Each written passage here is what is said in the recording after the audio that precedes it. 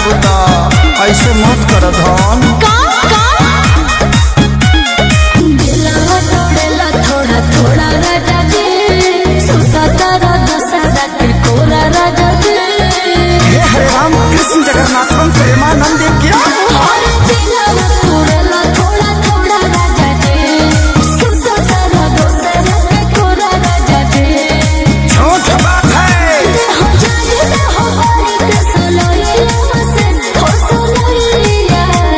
अब सही करबू का सौरी सौरी सुना सौरी सौरी सुना कहे खिसिया अपना सैया से।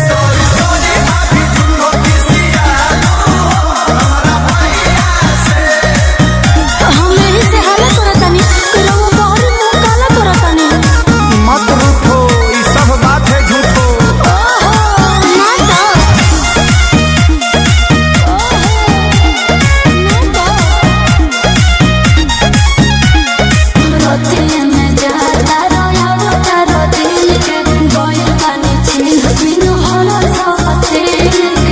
मच्छर पटले होई बाहर हक बात सब काहे होता तो रहता मरद से। चुप रही और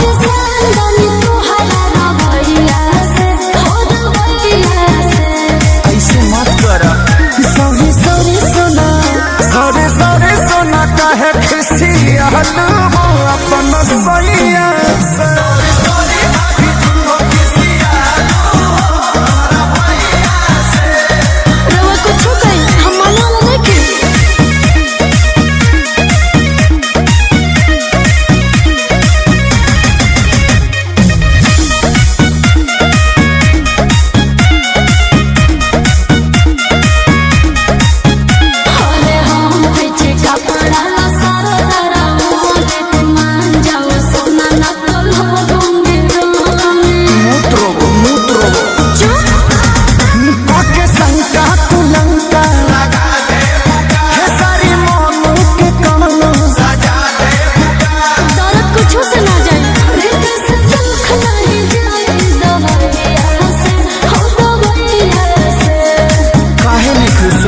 सौरी सौरी सुना सौरी सौरी सुना काहे खिसिया अपना सैया से।